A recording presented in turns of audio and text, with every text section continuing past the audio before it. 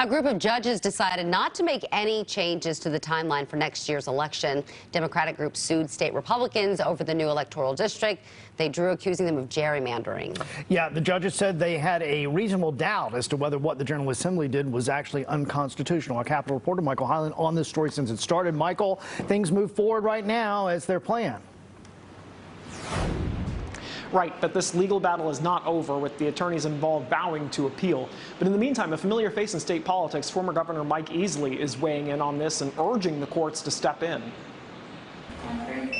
Despite a series of lawsuits aiming to throw out the new voting district maps Republicans drew, they've stood by their work. We followed the law. We did an open and transparent process. We worked hard to keep communities of interest together, to not unnecessarily divide municipalities. During a hearing Friday, judges denied a request to block the maps amid claims of extreme gerrymandering. Under the maps, Republicans are favored to win as many as 10 of the state's 14 congressional seats. It's not hard.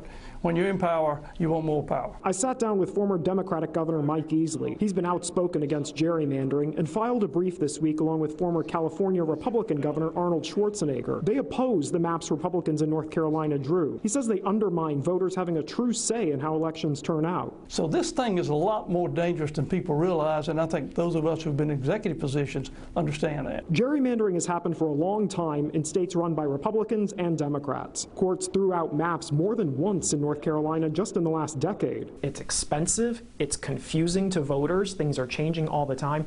What do we do about this? The courts have to act. That's the only way you do away with partisan gerrymandering. Some states have an independent commission draw maps, which he'd support. But we're not angels, and everybody is always reluctant to give up that authority and that power.